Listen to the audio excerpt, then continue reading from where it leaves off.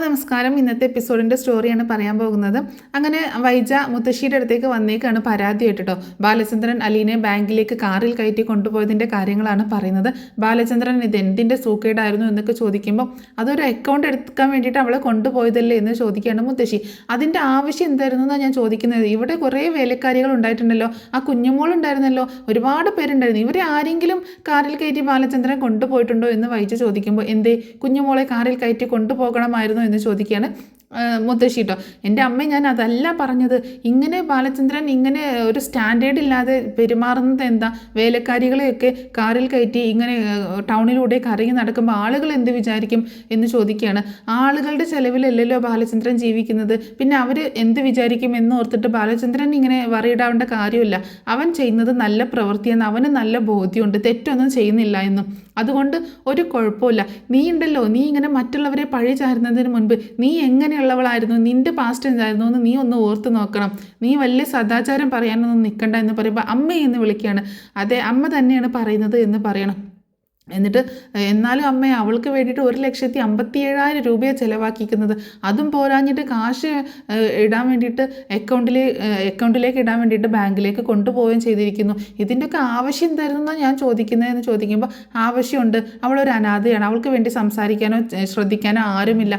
അവളുടെ കാശ് അവൾക്ക് ഇഷ്ടമുള്ളതുപോലെ ചിലവാക്കിക്കോട്ടെ, എന്തിനാണ് അതിൻ്റെ പുറകെ നടക്കുന്നത് എന്ന് ചോദിക്കണം. ഇനിയാണെങ്കിൽ അവൾക്ക് മാസം ശമ്പളം കിട്ടാനുമില്ല. 1,57,000 രൂപ അവളുടെ ശമ്പളത്തിൽ നിന്ന് പിടിക്കാനാണ് ഞാൻ തീരുമാനിച്ചിരിക്കുന്നത്.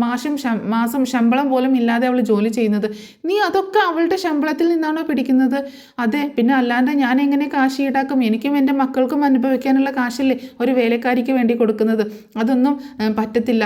എൻ്റെ വൈജയ്, നീ ഇങ്ങനെ കണ്ണിച്ചോരയില്ലാതെ സംസാരിക്കാൻ പെരുമാറുകയും ചെയ്യരുത്. എനിക്ക് ഇത്തിരി കണ്ണിച്ചോരൊക്കെ കുറവാണ് എന്ന് പറയണം. അതെ, എനിക്ക് നിന്നോട് സംസാരിക്കാൻ ഒട്ടും താല്പര്യമില്ല എന്ന് പറയട്ടോ. അപ്പോൾ വൈജയാണെങ്കിൽ പിന്നീട് പോവാനായിട്ട് നിന്നിട്ട് പിന്നെ എന്തോ ഒരു കാര്യം ചോദിക്കാൻ എന്നുള്ള രീതിയിൽ അവിടെ നിൽക്കുകയാണ്. അമ്മേ, ഞാൻ അന്ന് പറഞ്ഞില്ലായിരുന്നോ? അമ്മ അത് അവളോട് ചോദിച്ചോ? എന്ത്? അല്ല, ആഗ്രയിലെ കാര്യമൊക്കെ അവൾ എങ്ങനെയാണ് അറിഞ്ഞത് എന്നുള്ള കാര്യം അവൾക്ക് എന്താ അറിയാവുന്നത് എന്ന് അവളോട് ചോദിച്ചോ എന്ന് ചോദിക്കുകയാണ് മുത്തശ്ശിയോട് വൈജേട്ടോ. അപ്പോൾ പറയുന്നുണ്ട്, ഞാൻ അവളോട് സംസാരിച്ചു. അപ്പോൾ അവൾ കുറച്ച് ഇങ്ങനെ ഒന്നും അറിയില്ല, ഞാൻ ചുമ്മാ പറഞ്ഞതാണെന്നാണ് പറഞ്ഞത്. ആഗ്രയിൽ പോയ കാര്യം, അതുപോലെ അവിടെ തിരുവനന്തപുരത്ത് പോയി താമസിച്ച കാര്യമൊക്കെ മനുവാണ് അവളോട് പറഞ്ഞതെന്നാണ് അവൾ പറഞ്ഞത്. ഈ മനുവിന് ഇത് എന്തിൻ്റെ കേടാണ് ഇങ്ങനെ എല്ലാ കാര്യങ്ങളും ഇവളെടുത്ത് പറയേണ്ട കാര്യം? മനുവിൻ്റെ ആരാ ഇവള്? മനുവിൻ്റെ ആരാ അവൾ എന്നുള്ളതല്ലല്ലോ ഇപ്പോഴത്തെ വിഷയം. ആഗ്രയിലെ കാര്യം അവളെ എങ്ങനെ അറിഞ്ഞു എന്നുള്ളതല്ലേ. അത് അവൾ ചുമ്മാ ഒന്ന് എറിഞ്ഞു നോക്കിയതാണ് എന്ന് അവൾ എൻ്റെ അടുത്ത് പറഞ്ഞു. ആഗ്രയിൽ വെച്ച് എന്തെങ്കിലും സംഭവിച്ചിട്ടുണ്ടോ എന്ന് അവൾ എന്നോട് ചോദിച്ചു. പക്ഷെ അവളുടെ ഉള്ളിൽ എന്തൊക്കെയോ ഉള്ളതുപോലെ എനിക്ക് തോന്നി. ലാസ്റ്റ് അവളൊരു ഡയലോഗ് പറഞ്ഞു, അവളുടെ മനസ്സിലുള്ളത് അവളുടെ മനസ്സിലും എൻ്റെ മനസ്സിലുള്ളത് എൻ്റെ മനസ്സിലും ഇരുന്നോട്ടെ, അതിനെക്കുറിച്ച് സംസാരിക്കേണ്ട എന്ന് അവൾ പറഞ്ഞു. അതെന്താ അവൾ അങ്ങനെ പറഞ്ഞത് എന്ന് ചോദിക്കുക. അതൊന്നും എനിക്കറിയത്തില്ല, അവൾ ചുമ്മാ എറിഞ്ഞു നോക്കിയതാണെന്നാണ് അവൾ പറഞ്ഞത് എന്ന് പറയണം. എന്നാലും അമ്മ, എനിക്ക് എന്തോ ഒരു സംശയമുണ്ട്. ഇനി അവൾ അധികം ഇവിടെ വെച്ച് നിൽക്കാനൊന്നും പറ്റത്തില്ല. നീ എന്താന്ന് വെച്ചാൽ ചെയ്യ്, നിൻ്റെ വീടല്ലേ, നിൻ്റെ ഇഷ്ടമല്ലേ നടക്കുള്ളൂ, എനിക്ക് കൂടുതലൊന്നും പറയാനില്ല എന്ന് പറയണം മുത്തശ്ശി. അങ്ങനെ പിന്നീട് വൈജ അവിടെ നിന്ന് പോവുക കേട്ടോ. ഇതൊരിക്കലും ശരിയാവാൻ പോകുന്നില്ല എന്ന് മുത്തശ്ശി ഇങ്ങനെ പറയുകയും ചെയ്യുന്നുണ്ട്. പിന്നീട് കാണിക്കുന്നത് ബാലചന്ദ്രൻ വീട്ടിലേക്ക് വരുന്ന സീനാണ്. ബാലചന്ദ്രൻ വരുന്ന സമയത്ത് വീണ്ടും വൈജ ഇങ്ങനെ ഉടയ്ക്കാനായിട്ട് ചെല്ലുക കേട്ടോ. ഇങ്ങനെ അവളോട് വൈജ ചെന്ന് ദേഷ്യത്തിൽ ചോദിക്കുന്നുണ്ട്, ബാലചന്ദ്രൻ എന്തിൻ്റെ സൂക്കേടായിരുന്നു അലീനയും കെട്ടിയിട്ട് കാറിൽ കൊണ്ടുപോകാനായിട്ട് എന്നൊക്കെ ചോദിക്കുമ്പോൾ ഞാൻ അവൾക്കൊരു ബാങ്ക് അക്കൗണ്ട് എടുത്ത് കൊടുക്കാൻ വേണ്ടിയിട്ട് അവളെ കൊണ്ടുപോയതാണ് എന്ന് പറയാണ് ബാലചന്ദ്രൻ കേട്ടോ. ആ സമയത്ത് വൈജ ചോദിക്കുന്നുണ്ട്, അവൾക്ക് എന്തിനാണ് ബാങ്ക് അക്കൗണ്ടൊക്കെ എടുത്ത് കൊടുക്കുന്നത്? അതിൻ്റെ ആവശ്യം എന്താണ് ബാലചന്ദ്രൻ എന്ന് ചോദിക്കുമ്പോൾ ഇവളുടെ കയ്യിലെ കാശ് ഇരിക്കത്തില്ല, ഇവളുടെ കൈ ഓട്ടക്കൈയാണ്, ഇവൾ ആ കാശ് ആർക്കെങ്കിലുമൊക്കെ എടുത്തു കൊടുക്കും, അതുകൊണ്ടാണ് ഞാൻ അവൾക്കൊരു ബാങ്ക് അക്കൗണ്ട് തുടങ്ങി കൊടുത്തത് എന്ന് പറയുകയാണ്. അതിനെന്തിനാണ് അവൾക്ക് ബാങ്ക് അക്കൗണ്ട് തുടങ്ങി കൊടുക്കുന്നത്? ഇവൾക്ക് ഇനി ശമ്പളം ഇല്ലല്ലോ എന്ന് പറയുമ്പോൾ ഇവൾക്ക് ശമ്പളം ഇല്ലാന്നോ? അതെ, ശമ്പളമില്ല. ഇനി എങ്ങനെ ഇവൾക്ക് ശമ്പളം കൊടുക്കും? 1,57,000 രൂപ ഇവൾക്ക് ബില്ല് വന്നതല്ലേ ഹോസ്പിറ്റലിൽ. അതൊക്കെ ഇങ്ങോട്ടേക്ക് ഈടാക്കണമെങ്കിൽ ഇവളെ ശമ്പളം മൊത്തത്തിൽ പിടിക്കണ്ടേ, എന്നാലല്ലേ കിട്ടുള്ളൂ എന്ന് പറയാണ് വൈജയന്തി. അതിനാരിവളോട് ശമ്പളത്തിൽ നിന്ന് പിടിക്കുന്നു? ആരിവളോട് കാശ് ചോദിച്ചു? പിന്നെ 1,57,000 രൂപ ഇവൾക്ക് വെറുതെ കൊടുക്കാൻ ബാലചന്ദ്രൻ എന്താ ഭ്രാന്തുണ്ടോ എന്ന് ചോദിക്കാം. എനിക്കൊരു ഭ്രാന്തുമില്ല, അത് അവൾക്ക് അവകാശപ്പെട്ടത് തന്നെയാണ് ഞാൻ കൊടുത്തേക്കുന്നത്. അതൊരു കോമ്പൻസേഷനാണ്, അല്ലാതെ നീ അതിൽ കയറി പിടിക്കാനൊന്നും നോക്കണ്ട. അവളുടെ കയ്യിൽ നിന്ന് കാശ് ഈടാക്കാമെന്ന് നീ വിചാരിക്കാൻ വേണ്ട. അവൾക്ക് കൊടുക്കുന്ന ശമ്പളം കറക്റ്റായിട്ട് മാസം ഞാൻ കൊടുക്കുകയും ചെയ്യും. പിന്നെ അവളുടെ കയ്യിൽ ഇപ്പോൾ കുറച്ച് കാശ് ഇരിപ്പുണ്ട്, അന്ന് മാമച്ചൻ സാറ് കൊടുത്തതാണ്. ആ കാശ് അക്കൗണ്ടിലേക്ക് കൊണ്ടുപോയി ഇട്ടു, അതും അക്കൗണ്ടിലിട്ടു. അപ്പോൾ ചോദിക്കുന്നുണ്ട്, മാമച്ചൻ കാശ് കൊടുത്തുന്നോ ഇവൾക്കോ? അതെ, ഹോസ്പിറ്റലിൽ വെച്ചിട്ട് കുറച്ച് ക്യാഷ് കൊടുത്തു. അത് ഇനിയിപ്പോൾ ഇവിടെ ആരെങ്കിലുമൊക്കെ സംഭാവനയ്ക്ക് വന്നാൽ ഓർഫനേജിൽ നിന്നും അങ്ങനെ പള്ളിയിൽ നിന്നൊക്കെ വന്നാൽ അവൾ അതെടുത്ത് ചിലവാക്കും. അപ്പോൾ അവൾക്ക് ഒരു സേവിങ്സ് ഉണ്ടാവത്തില്ല. അപ്പോൾ അതുകൊണ്ട് ആ കാശ് ഞാൻ അക്കൗണ്ടിൽ കൊണ്ടുപോയി ഇടിച്ചു എന്ന് പറയുന്നത്. അതെന്തിനാ ബാലചന്ദ്രൻ അങ്ങനെ ചെയ്തത്? അത്രയും കാശ് നമുക്ക് കുറഞ്ഞു കിട്ടൂലായിരുന്നോ? ആ കാശ് ബാലചന്ദ്രൻ വാങ്ങിച്ചാൽ പോരായിരുന്നു ചോദിക്കുമ്പോൾ എനിക്ക് അതിൻ്റെ ആവശ്യമില്ല. ഞാൻ അവൾക്ക് കൊടുത്ത ട്രീറ്റ്മെൻറ്റ് അവൾക്ക് അർഹമായ ട്രീറ്റ്മെൻറ്റാണ് കൊടുത്തത്. അത് അവളുടെ കയ്യിൽ നിന്ന് തിരിച്ചു വാങ്ങുന്ന കാര്യമില്ല എന്ന് പറയുമ്പോൾ എന്താ ഈ ബാലചന്ദ്രൻ പറയുന്നത്? എനിക്കൊന്നും മനസ്സിലാവുന്നില്ല. എന്തിനാണ് ഒരു വേലക്കാരി പെണ്ണിന് ഇത്രയൊക്കെ ഡിസ്കൗണ്ട് കൊടുക്കുന്നത്? അതും ബാലചന്ദ്രനും ഇവളുമായിട്ട് എന്താണ് ബന്ധം എന്നൊക്കെ ചോദിക്കുമ്പോൾ ഞാനും ഇവളുമായിട്ട് യാതൊരു ബന്ധവുമില്ല, ഇവളും ആരുമായിട്ടാണ് ബന്ധം എന്ന് എനിക്ക് ഇതുവരെ മനസ്സിലായിട്ടില്ല. അതിൻ്റെ ഒരു അന്വേഷണത്തിൽ തന്നെയാണ് ഞാൻ എന്ന് പറയണം. എന്നിട്ട് വൈജി ഇങ്ങനെ സംശയത്തോടെ നോക്കുമ്പോൾ ഇപ്പോൾ അവൾക്ക് ചെയ്തത് ഒരു കോമ്പൻസേഷനായിട്ട് കണ്ടാൽ മതി. കോമ്പൻസേഷനോ? എന്ത് കോമ്പൻസേഷൻ എന്ന് ചോദിക്കുകയാണ്. 1,57,000 രൂപ കൊടുക്കാനും മാത്രം എന്ത് കോമ്പൻസേഷൻ എന്താണ് ഉള്ളത് എന്ന് ചോദിക്കുമ്പോൾ അവൾക്ക് ഇതിലും വലിയതായിട്ടൊന്നും കൊടുക്കാനില്ല, അതൊരു കടം തീർത്തതാണ്, ഒരു കടം വീട്ടിയതാണെന്ന് ചിന്തിച്ചാൽ മതി എന്നൊക്കെ ബാലചന്ദ്രൻ പറയുമ്പോൾ വൈജി ഇങ്ങോട്ട് ദേഷ്യം കൊണ്ട് ഇങ്ങനെ കലി തുള്ളു കേട്ടോ. ബാലചന്ദ്രൻ പറയുന്നുണ്ട്, അതിൻ്റെ പേരിൽ ഇനിയൊരു സംസാരം വേണ്ട. 1,57,000 അല്ലെങ്കിൽ 2 ലക്ഷം 3 ലക്ഷം ആണെങ്കിലും അതൊരു കടമാണ്, ആ കടം വീട്ടിയതാണ് ഞാൻ. അപ്പോൾ ഇതൊക്കെ കേൾക്കുമ്പോൾ അലീന ഇങ്ങനെ സംശയത്തോടെ ബാലചന്ദ്രനെ നോക്കുക കേട്ടോ. സാർ എന്താ ഈ പറയുന്നത്? കാരണം അദ്ദേഹത്തോടൊന്നും പറഞ്ഞിട്ടില്ലല്ലോ അലീന. അപ്പോൾ അലീനയെ ബാലചന്ദ്രൻ നോക്കിയിട്ട് പറയുന്നുണ്ട്, ഇത് ഇവൾക്ക് അർഹമായിട്ടുള്ളത് തന്നെയാണ്, നിനക്ക് അർഹമായിട്ടുള്ള കാര്യം തന്നെയാണ് ഞാൻ ചെയ്തത്. നിന്നോട് ഞങ്ങൾ എല്ലാവരും കടപ്പെട്ടിരിക്കുകയാണ്. ആ കടം എങ്ങനെ വീട്ടണമെന്ന് എനിക്ക് അറിയത്തില്ല, അത്രയും ഒരു വലിയ കടമാണ് അത് എന്നൊക്കെ പറയുമ്പോൾ അലീന ഇങ്ങനെ സംശയത്തോടെ നോക്കുന്നുണ്ട്. ബാലചന്ദ്രൻ എന്താ ഭ്രാന്ത് പിടിച്ചു? 1,57,000 രൂപ ഇങ്ങനെ കടമാണ്, അതാണ് ഇതാണ് എന്നൊക്കെ പറഞ്ഞ് കോമ്പൻസേഷനാന്നൊക്കെ പറഞ്ഞു കൊടുക്കാനായിട്ട് എന്ന് പറയുമ്പോൾ നീ എന്നെ കൂടുതൽ ഭ്രാന്ത് പിടിപ്പിക്കാൻ നിൽക്കണ്ട. ഇനി 1,57,000 രൂപേൻ്റെ എന്തെങ്കിലും സംസാരം ഈ വീട്ടിലുണ്ടായിട്ടുണ്ടെങ്കിൽ ഞാൻ അതല്ല അതിനപ്പുറം അവളുടെ അക്കൗണ്ടിലേക്ക് കൊണ്ടുപോയി ഇടും എന്നൊക്കെ പറഞ്ഞ് ഭീഷണിപ്പെടുത്തുക കേട്ടോ. ഇതൊക്കെ കേൾക്കുമ്പോൾ വൈജിക്ക് ഭയങ്കര ദേഷ്യം വരുന്നുണ്ട്. എന്താ ഇവിടെ നടക്കണേന്നൊന്നും മനസ്സിലാവുന്നില്ല. അത്രയും ഇതിലിങ്ങനെ നിൽക്കണം. അങ്ങനെ ബാലചന്ദ്രൻ പിന്നീട് അവിടുന്ന് ദേഷ്യപ്പെട്ടുകൊണ്ട് പോകണം. ആ സമയത്ത് 1,57,000 വൈജയെ വേണ്ട, അപ്പോൾ അങ്ങനെ നിർത്തുക കേട്ടോ. അങ്ങനെ ബാലചന്ദ്രൻ അവിടെ നിന്ന് പോവുകയാണ്. അങ്ങനെ ദേഷ്യപ്പെട്ടുകൊണ്ട് അവിടെ ഇങ്ങനെ ഇരിക്കുകയാണ് വൈജയന്തി. ആ സമയത്ത് അലീന ചോദിക്കുന്നുണ്ട്, ഞാൻ എന്ത് തെറ്റ് ചെയ്തിട്ടാണ് മാഡത്തിന് എന്നോട് ഇത്രയും ദേഷ്യം? മാഡം എൻ്റെ ശമ്പളമൊക്കെ പിടിച്ചു, എനിക്ക് യാതൊരു ബുദ്ധിമുട്ടില്ല, എന്നോട് എന്തൊരു ദേഷ്യം, ഇത്രയും ദേഷ്യം കാണിക്കുന്നത് എന്തിനാ എന്ന് ചോദിക്കുമ്പോൾ എനിക്ക് നിന്നെ ഇഷ്ടമല്ല, അത് തന്നെ ദേഷ്യം എന്ന് പറയണം. അതെന്താ എന്നെ ഇഷ്ടമല്ല എന്ന് പറയാം? ഞാൻ എന്തെങ്കിലും തെറ്റ് ചെയ്തോ? ഞാൻ എന്ത് തെറ്റാണ് മാഡത്തോട് ചെയ്തത് എന്ന് ചോദിക്കുമ്പോൾ എനിക്ക് ഇഷ്ടമല്ല എന്ന് പറഞ്ഞാൽ ഇഷ്ടമല്ല, അതിനൊരു കാരണവും ഇല്ല. എന്നോട് ചോദിക്കാതെയാണ് ബാലചന്ദ്രനും മനുവും കൂടെ നിന്നെ കൂട്ടിക്കൊണ്ടുവന്നത്. എൻ്റെ ഇഷ്ടം നോക്കാതെയാണ് ഇവിടെ ജോലിക്ക് നിർത്തിയത്, അത് തന്നെ കാരണം എന്ന് പറയണം. എന്നാലും അതിനൊരു റീസൺ വേണ്ടേ? ഇതൊന്നും റീസൺ അല്ല എന്ന് തന്നെ അലീന പറയാട്ടോ. വേറെ എന്തോ ഒരു റീസൺ കൊണ്ടാണ് മാഡം എന്നെ ഇങ്ങനെ എന്നോട് ദേഷ്യപ്പെടുന്നതും എൻ്റെ നേരെ ചാടിക്കടിക്കാൻ വരുന്നതൊക്കെ. എനിക്ക് ഇഷ്ടമില്ല എന്ന് പറഞ്ഞാൽ ഇഷ്ടമല്ല, അത്ര തന്നെ എന്ന് പറയുമ്പോൾ അങ്ങനെയൊന്നുമല്ല. എന്നാൽ കേട്ടോ, ഏതോ ഒരുത്തിക്ക് എവിടെയോ പഴിച്ചുണ്ടായി നിന്നെ ഈ വീട്ടിൽ നിർത്താൻ എനിക്ക് താല്പര്യമില്ല, എനിക്ക് ഇഷ്ടമല്ല, അത് തന്നെ എന്ന് പറയട്ടോ വൈജയ. അത് കേട്ടപ്പോൾ എനിക്ക് ഭയങ്കര വിഷമമുണ്ട്. കഷ്ടമുണ്ട് കേട്ടോ മാഡം, ഇങ്ങനെയൊന്നും സംസാരിക്കരുത്. എൻ്റെ അമ്മ എന്നെ പ്രസവിച്ചതിന് ഞാൻ എന്ത് തെറ്റ് ചെയ്തു? നീ തെറ്റ് ചെയ്തല്ല, നിന്നെ പ്രസവിച്ച സ്ത്രീ ഉണ്ടല്ലോ, അവരല്ലേ തെറ്റ് ചെയ്തത്, അവരല്ലേ തെറ്റിലൂടെ നടന്നത്, അതുകൊണ്ടല്ലേ നീ ജനിച്ചത് എന്നൊക്കെ പറഞ്ഞ് ഭയങ്കര മോശമായിട്ട് സംസാരിച്ചുകൊണ്ടിരിക്കുകയാണ് വൈജയന്തി കേട്ടോ. അലീനയ്ക്ക് അതൊക്കെ കൂടി കേട്ടിട്ട് ഭയങ്കര സങ്കടം വരുന്നുണ്ട് കേട്ടോ. മാഡം ഇങ്ങനെയൊന്നും പറയരുത്, ഒരു നാൾ മാഡം ഇതൊക്കെ ഓർത്ത് ദുഃഖിക്കുന്ന ഒരു ദിവസം വരും എന്ന് പറയുമ്പോൾ ഞാൻ ഈ പറഞ്ഞത് ഓർത്ത് ഞാൻ ദുഃഖിക്കുമെന്നോ? ഒരിക്കലുമില്ല. ഞാൻ എന്താണ് പറയുന്നതെന്ന് എനിക്ക് നന്നായിട്ട് അറിയാം എന്ന് പറയാണ് വൈജയന്തി. മാഡം എന്താണ് പറയുന്നത് മാഡത്തിന് ഒന്നും അറിയത്തില്ല, മാഡം വെറുതെ വായിൽ വരുന്നത് ഓരോന്ന് വിളിച്ച് പറയുന്നു, അത്ര മാത്രം എന്ന് പറയുമ്പോൾ അങ്ങനെയൊന്നുമല്ല, ഞാൻ എല്ലാം മനസ്സിലാക്കിയിട്ട് തന്നെയാണ്. നിന്നെയൊന്നും ഇങ്ങനെ വെച്ച് പൊറിപ്പിക്കാൻ പറ്റത്തില്ല.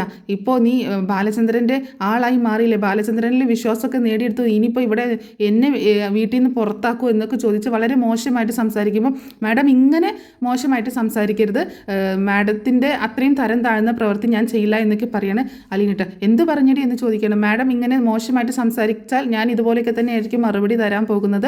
അപ്പോൾ മാഡം ഉപയോഗിക്കുന്ന വാക്കുകൾ സൂക്ഷിച്ചാൽ മാഡത്തിനും അതേ രീതിയിലുള്ള മറുപടി എൻ്റെ അടുത്തുനിന്ന് കിട്ടുള്ളൂ. അതല്ല മാഡം വളരെ മോശമായിട്ട് സംസാരിക്കുന്നതെങ്കിൽ അതുപോലെയുള്ള മറുപടി എൻ്റെ അടുത്തുനിന്നും കിട്ടുള്ളൂ എന്ന് പറയണം.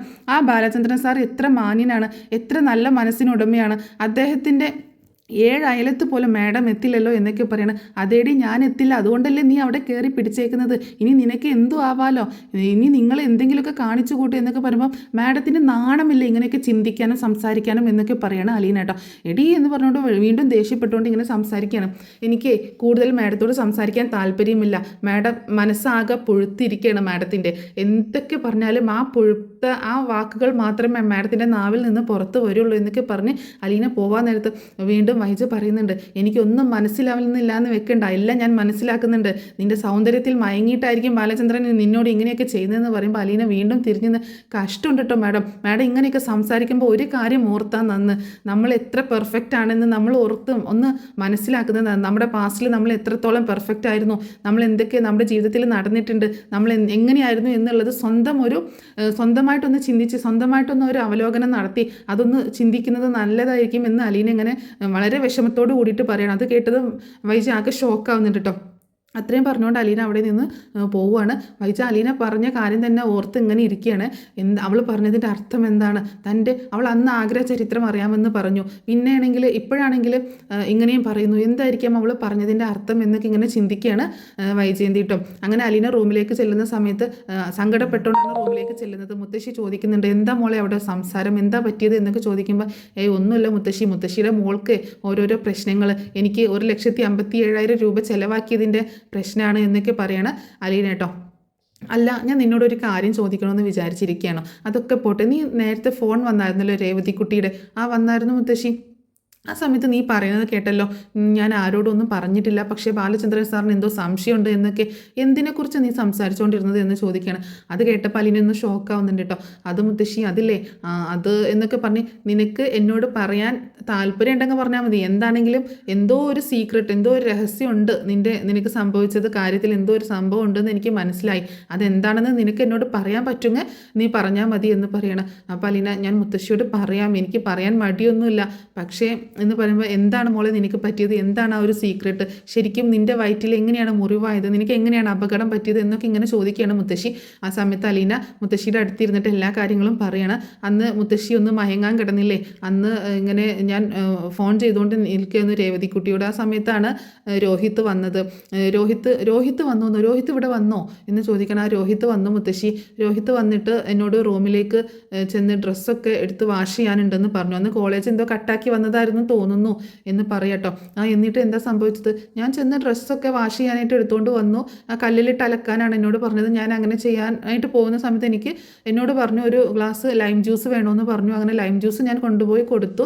ആ സമയത്താണ് രേവതിക്കുട്ടി വിളിച്ചത്. രേവതിക്കുട്ടിയോട് സംസാരിച്ചിരിക്കെ ഞാനിങ്ങനെ റൂമിലേക്ക് പോവുകയാണെന്ന് അവളോട് പറഞ്ഞപ്പോൾ, ചേച്ചി ശ്രദ്ധിക്കണം കേട്ടോ, ഒരു തവണ ഇങ്ങനെ ഒരു പറ്റിയതല്ലേ എന്നൊക്കെ അവൾ എന്നോട് പറയുകയും ചെയ്തു. ഞാൻ കുഴപ്പമൊന്നുമില്ല, അതിനോട് നല്ല രീതിയിലാണ് സംസാരിച്ചത് ഡ്രസ്സൊക്കെ വാഷ് ചെയ്യാൻ എടുക്കുന്ന സമയത്ത്. അപ്പോൾ ഞാൻ അവനോട് നല്ല രീതിയിൽ തന്നെ സംസാരിക്കുകയും ചെയ്തു, വലിയ ദേഷ്യപ്പെടുകയൊന്നും ചെയ്തില്ല. അങ്ങനെ ആ ജ്യൂസ് കൊണ്ടുപോയി കൊടുത്ത് തിരിച്ചു പോരുമ്പോൾ തന്നെ ജ്യൂസ് തറയിൽ തുപ്പിയിട്ട് വീണ്ടും എന്നെ വിളിച്ചു. എന്നിട്ട് ആ ജ്യൂസിന് എന്തോ ചീഞ്ഞ ചൊവയുണ്ട് എന്ന് പറഞ്ഞു. എന്നിട്ട് അത് എന്നോട് കുടിച്ചു നോക്കാനൊക്കെ നിർബന്ധിച്ചു. ഞാനാണെങ്കിൽ അത് കുടിച്ചു നോക്കി മുത്തശ്ശി, എനിക്കത്ര പ്രോബ്ലം ഒന്നും തോന്നിയില്ല, പക്ഷെ അവരതിൽ മയക്കുമരുന്ന് കലർത്തിയിട്ടുണ്ടായിരുന്നു മുത്തശ്ശി. അവരും ആരൊക്കെ, രോഹിത്തും ഹരിയും കൂടെ. ഹരി ഉണ്ടായിരുന്നു അവിടെ, ഉണ്ടായിരുന്നു മുത്തശ്ശി. എപ്പോഴാണ് ഹരിയെ റൂമിലേക്ക് വിളിച്ച് കയറ്റിയത് എന്നൊന്നും എനിക്കറിയത്തില്ല, ഞാൻ അലക്കാൻ പോയ സമയത്തെങ്ങാനും ഹരിയെ റൂമിലേക്ക് വിളിച്ച് കയറ്റിയതായിരിക്കും. ഹരി ഉണ്ടായിരുന്നു അവിടെ. അവർ രണ്ടുപേരും കൂടെ എന്നെ ഉപദ്രവിക്കാൻ നോക്കി. ആ ജ്യൂസ് ഞാൻ കുറച്ച് കുടിച്ചിട്ടുണ്ടായിരുന്നല്ലോ, അത് കാരണം എനിക്ക് മയക്കം വന്നു തുടങ്ങി. അപ്പോൾ ഹരി പറയുന്നുണ്ടായിരുന്നു, ആ ജ്യൂസ് കുടിച്ചത് കൊണ്ട് ശരീരം തളർന്നു പോകും, പക്ഷേ ബോധം ഉണ്ടായിരിക്കും, എന്ത് സംഭവിച്ചാലും മനസ്സിലാക്കാനും പറ്റും. അവർ രണ്ടുപേരും കൂടെ എന്നെ ഉപദ്രവിക്കാൻ തുടങ്ങിയപ്പോൾ എനിക്ക് രക്ഷപ്പെടാൻ ഒരുപാട് ഞാൻ നോക്കി, ഞാൻ ഒരുപാട് അവരോട് സംസാരിച്ച് നോക്കി, പക്ഷേ അവരതൊന്നും കേട്ടില്ല. അവസാനം എന്നെ തന്നെ രക്ഷിക്കാൻ, എൻ്റെ മാനം രക്ഷിക്കാൻ വേണ്ടിയിട്ട് എനിക്ക് എൻ്റെ വയറ്റിലേക്ക് തന്നെ ആ കത്രിക കുത്തി ഇറക്കേണ്ടി വന്നു മുത്തശ്ശി എന്ന് പറയാണ്. അത് കേട്ടിട്ട് മുത്തശ്ശി ആകെ ഷോക്കായി പോവാട്ടോ. മുത്തശ്ശിക്ക് സങ്കടം വന്നിട്ട് കരച്ചിലും, എന്നാലും എൻ്റെ മോളെ നീ എന്നൊക്കെ പറയുമ്പോൾ എനിക്ക് വേറെ വഴിയില്ലായിരുന്നു മുത്തശ്ശി എന്നൊക്കെ പറയണം. എൻ്റെ മോളെ, ആ ദുഷ്ടന്മാർ എൻ്റെ കൊച്ചിനോട് അങ്ങനെയൊക്കെ പെരുമാറിയല്ലോ, എന്നിട്ട് അവർ ഇവിടെ ഇട്ടേച്ച് പോയല്ലോ, ഒന്ന് രക്ഷപ്പെടുത്താൻ പോലും അവർക്ക് തോന്നിയില്ലല്ലോ എന്ന് പറയുമ്പോൾ അവർ പിന്നെ അതിൻ്റെ പുറകെ തൂങ്ങേണ്ടി വരത്തില്ലേ മുത്തശ്ശി, അതുകൊണ്ടായിരിക്കും അവർ എന്നെ ഇവിടെ ഉപേക്ഷിച്ച് കടന്നു കളഞ്ഞത് എന്ന് പറയണം. ആ ശർമ്മസാറും ആ പട്ടിയും വന്നില്ലായിരുന്നെങ്കിൽ, റിങ്കും വന്നില്ലായിരുന്നെങ്കിൽ എന്തായിരിക്കും ഇവിടെ അവസ്ഥ എന്നൊക്കെ ചോദിക്കുകയാണ് മുത്തശ്ശി. അവർ വന്നതുകൊണ്ടാണ് മുത്തശ്ശി ഞാൻ ഇന്ന് ജീവനോടെ ഇരിക്കുന്നത്, അല്ല എങ്കിൽ ഇന്ന് ഞാൻ ജീവിച്ചിരിക്കത്തില്ലായിരുന്നു എന്ന് പറയണം. അങ്ങനെ മുത്തശ്ശിക്കാണെങ്കിൽ എല്ലാം കൂടി കേട്ടിട്ട് സങ്കടം സഹിക്കാൻ വയ്യ. എന്നിട്ട് എന്താ മോളെ നീ ഇത് ആരോടും പറയാതിരുന്നതെന്ന് ചോദിക്കുമ്പോൾ പോലീസിനോട് എന്തിനാ പിന്നെ അങ്ങനെ പറഞ്ഞു എന്ന് ചോദിക്കുകയാണ്. പോലീസിനോട് അങ്ങനെ പറഞ്ഞാൽ സത്യം പറഞ്ഞിരുന്നുവെങ്കിൽ ഹരിയുടെയും അതുപോലെ രോഹിത്തിൻ്റെയും ജീവിതം എന്താകുമായിരുന്നു മുത്തശ്ശി? രണ്ടുപേരും ഇന്ന് ലോക്കപ്പിലായിരിക്കത്തില്ലേ ഉണ്ടായിരിക്കുക, അവരുടെ ജീവിതം പോവില്ലേ മുത്തശ്ശി? പിന്നെ അത് മാത്രമല്ല, അപ്പോൾ മുത്തശ്ശി ചോദിക്കുന്നുണ്ട്, അതൊക്കെ നീ നോക്കേണ്ട കാര്യം എന്താ മോളെ? നിന്നെ ഉപദ്രവിച്ചത് അവരാണെന്ന് നിനക്ക് പറഞ്ഞുകൂടായിരുന്നു എന്ന് ചോദിക്കുമ്പോൾ, അതല്ല മുത്തശ്ശി, ഞാൻ അവരെ രക്ഷിക്കാനല്ല നോക്കിയത്. ശരിക്കും ഞാൻ പറഞ്ഞിട്ടുണ്ടെങ്കിൽ ബാലചന്ദ്രൻ സാറിനെയും മാഡത്തെയും അതുപോലെ മനുവേട്ടനെയും ഒക്കെ രക്ഷിക്കാനാണ് ഞാൻ നോക്കിയത്. അവർക്കുണ്ടാകുന്ന അപമാനം എത്രയായിരിക്കും, എത്ര വലുതായിരിക്കും? ബാലചന്ദ്രൻ സാറിന് ഷോപ്പിലേക്ക് പോകാൻ പറ്റൂ, മാഡത്തിന് ബാങ്കിൽ പോയി ജോലി ചെയ്യാൻ പറ്റുമോ? മനുവേട്ടനാണെങ്കിൽ ഈ നാട്ടിൽ ഇറങ്ങി നടക്കാൻ പറ്റുമോ? എല്ലാവരും ഈ നാട്ടിൽ ആർക്കും നാട്ടിൽ ഇറങ്ങി നടക്കാനോ? ബബിതയ്ക്കും കൃഷ്ണമോൾക്കും ആണെങ്കിൽ സ്കൂളിലും കോളേജിലും ഒന്നും പോകാൻ പറ്റത്തില്ല.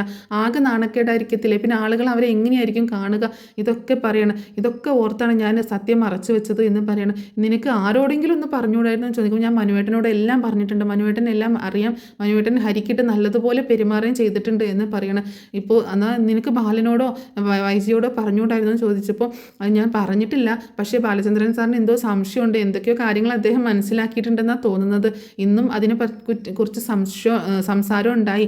എനിക്ക് ക്യാഷ് തന്നതിനെക്കുറിച്ചൊക്കെ മാഡം പറഞ്ഞപ്പോൾ അതൊരു കടമാണ്, ആ കടം തീർക്കാൻ എത്ര കോമ്പൻസേഷൻ കൊടുത്താലും മതിയാവത്തില്ല എന്നൊക്കെ പറഞ്ഞു. എനിക്ക് തോന്നുന്നു ബാലചന്ദ്രൻ സാറിന് എല്ലാം അറിഞ്ഞിട്ടുണ്ടാകും എന്നൊരു പക്ഷേ മനുചേട്ടൻ പറഞ്ഞു. മനുവേട്ടൻ പറയില്ല എന്നാണ് എന്നോട് പറഞ്ഞത്, പക്ഷേ സാറ് എങ്ങനെയോ സത്യം മനസ്സിലാക്കിയിട്ടുണ്ടെന്ന് തോന്നുന്നു എന്ന് പറയണം. എന്നാലും മോളെ നീ എന്തൊക്കെ അനുഭവിച്ചു എന്നൊക്കെ പറയണം. മുത്തശ്ശിട്ടോ, സാരമില്ല മുത്തശ്ശി, എല്ലാം കലങ്ങി തെളിഞ്ഞില്ലേ, പക്ഷേ രോഹിത്ത് ഇപ്പോഴും നന്നായിട്ടില്ല മുത്തശ്ശി. അവനൊരു മാറ്റം വരുമെന്ന് ഞാൻ വിചാരിച്ചു, പക്ഷെ അവൻ മാറിയിട്ടില്ല. അവൻ ഇപ്പോഴും അതേ സ്വഭാവത്തിൽ തന്നെയാണ്. ഹരിയുടെ കൂട്ടുകെട്ടിൽ തന്നെ അവൻ പോയി കഴിഞ്ഞാൽ അവൻ ഇനി വേറെ വലിയ ഒരുപാട് പ്രശ്നങ്ങളിലേക്ക് അവൻ ചെന്ന് ചാടുമെന്ന് ഉറപ്പാണ്. എങ്ങനെ അതിൽ നിന്ന് മാറ്റിയെടുക്കുമെന്ന് എനിക്കറിയില്ല എന്നൊക്കെ പറയണം അലീന. നീ എന്തിനാണ് അവനെ മാറ്റിയെടുക്കാനൊക്കെ, നീ എന്തിനാണ് അവരെ പറ്റി ഇങ്ങനെ വറീഡാവുന്നതെന്ന് ചിന്തിക്കുമ്പോൾ, എൻ്റെ അനുജനല്ലേ മുത്തശ്ശി എന്ന് പറയണം. നിൻ്റെ അനുജനോ? അതേ മുത്തശ്ശി, ഞാൻ എൻ്റെ അനുജനായിട്ടാണ് കാണുന്നത്, അതുകൊണ്ട് ഞാൻ അവനെ സേവ് ആക്കിയത് എന്നൊക്കെ പറയാണ് അലീന. അങ്ങനെ മുത്തശ്ശി അങ്ങനെ എല്ലാ സത്യങ്ങളും അറിഞ്ഞോട്ടോ. അലീന എല്ലാ സത്യങ്ങളും മുത്തശ്ശിയോട് പറയുകയും ചെയ്തിട്ടുണ്ട്. പിന്നീട് കാണിക്കുന്നത് അലീന കിച്ചണിൽ ജോലി ചെയ്യുന്ന സമയത്ത് വൈജ അങ്ങോട്ടേക്ക് വരുന്നുണ്ട് കേട്ടോ. അപ്പോൾ വൈജയ്ക്കാണെങ്കിൽ ഭയങ്കര സംശയം, അലീന പറയുന്ന ഓരോ കാര്യങ്ങളും കേട്ടിട്ട് ഭയങ്കര സംശയം കേട്ടോ, ഇവളെന്തായി പറയണേന്നുള്ള. അങ്ങനെ വൈജ അങ്ങോട്ടേക്ക് വരുമ്പോൾ വന്നിട്ട് അലീനയോട് ചോദിക്കുന്നുണ്ട്. അപ്പോൾ അലീന അങ്ങോട്ടേക്ക് വരിക കേട്ടോ. വന്നിട്ട് ഇങ്ങനെ സംസാരിക്കുകയാണ്. നീ എന്താ നേരത്തെ അങ്ങനെ പറഞ്ഞതെന്ന് ചോദിക്കുക. എങ്ങനെ പറഞ്ഞത് മാഡം, എന്താ ഉദ്ദേശം ചോദിക്കുമ്പോൾ, അല്ല സ്വന്തം കാര്യത്തെക്കുറിച്ച് നമ്മൾ എങ്ങനെയായിരുന്നു എന്നുള്ളത് ചിന്തിക്കണം. ഞാൻ ഒരു ഉദാഹരണത്തിന് പറഞ്ഞതാണ്, നമ്മളൊക്കെ എങ്ങനെയാണ് ജീവിച്ചത് എന്നൊന്നും അറിയത്തില്ലല്ലോ, അങ്ങനെ പറഞ്ഞതാണ്. അല്ല നീ എന്താ അങ്ങനെ ഏത് സമയം നീ ഇങ്ങനെ ഓരോന്ന് മുന വെച്ചുകൊണ്ട് സംസാരിക്കുന്നത് എന്നൊക്കെ ചോദിക്കുകയാണ്. അങ്ങനെ അലീനയോട് ചോദിക്കുന്നുണ്ട്, ശരിക്കും നിനക്ക് എങ്ങനെയാണ് മുറിവ് പറ്റിയെന്ന് ചോദിക്കുന്നുണ്ട് കേട്ടോ. അപ്പോൾ ശരിക്കും കത്രിക നിൻ്റെ വയറ്റിൽ കൊണ്ടു തന്നെയാണോ എന്ന് ചോദിക്കുമ്പോൾ, കത്രിക തന്നെ എൻ്റെ വയറ്റിൽ കൊണ്ടുവന്നൊന്നുമല്ല, ഞാൻ എൻ്റെ വയറ്റിൽ ആഞ്ഞു കുത്തിയതാണ് എന്ന് പറയാണ് അലീന. നിൻ്റെ വയറ്റിൽ നീ തന്നെ ആഞ്ഞു കുത്തിയതാണെന്നോ?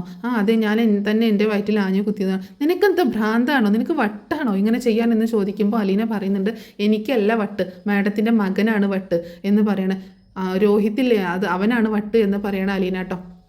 അപ്പോൾ അത് കേട്ടിട്ട് ഷോക്കായിട്ട് വൈജയന്തി ഇങ്ങനെ തിരിഞ്ഞു നോക്കുന്നുണ്ട്. രോഹിത്ത് എന്ത് ചെയ്തു? മാഡം രോഹിത്തിനോട് തന്നെ ചോദിച്ചു നോക്ക്, എന്താണ് ഉണ്ടായതെന്ന്, നീ എന്താ പറഞ്ഞു വരുന്നതെന്ന് ചോദിക്കുമ്പോൾ അലീന മിക്കവാറും വൈജിയോട് സത്യം തുറന്ന് പറയാനുള്ളൊരു സാധ്യതയുണ്ട്. എനിക്ക് ഒരു വട്ടം ഉണ്ടായിട്ട് ഞാൻ എൻ്റെ വയറ്റിൽ കുത്തി കയറ്റിയതല്ല, എന്നെ ഉപദ്രവിക്കാൻ ശ്രമിച്ച സമയത്ത് എനിക്ക് എൻ്റെ മാനം രക്ഷിക്കാനായിട്ട്, ഞാൻ എൻ്റെ അമ്മയുടെ പാരമ്പര്യമല്ല പിന്തുടരുന്നത്, ഞാൻ എൻ്റെ മാനം രക്ഷിക്കാനായിട്ട് ഞാൻ എൻ്റെ വയറ്റിലേക്ക് തന്നെ കത്രിക കുത്തി കയറ്റിയതാണ് എന്ന് പറയാട്ടോ. അത് കേട്ടതും ആകെ ഷോക്കായിട്ട് നിൽക്കുകയാണ്. മിക്കവാറും ഇത് കാണിച്ചുകൊണ്ടായിരിക്കും ഇന്നത്തെ എപ്പിസോഡ് അവസാനിക്കാൻ പോകുന്നത്. അപ്പോൾ ഇത്രയൊക്കെയാണ് ഇന്നത്തെ എപ്പിസോഡിൽ സംഭവിക്കാൻ പോകുന്ന കാര്യങ്ങൾ. എന്തെങ്കിലും സീനുകളൊക്കെ അങ്ങോട്ടും ഇങ്ങോട്ടും മാറ്റം വരാനുള്ള സാധ്യത ഉണ്ട് കേട്ടോ. അപ്പോൾ പ്രൊമോ കണ്ടിട്ട് അതിൻ്റെ ഒരു സ്റ്റോറി ലൈൻ പറഞ്ഞിട്ടതാണ്. പിന്നെ അത് മാത്രമല്ല, ഏതെങ്കിലും സീനുകൾ കയറി വരാനുള്ള സാധ്യതയുണ്ട്. അപ്പോൾ എല്ലാവരും ക്ഷമിക്കുക. അപ്പോൾ ഇത്രയേ ഉള്ളൂ ഇന്നത്തെ സ്റ്റോറി.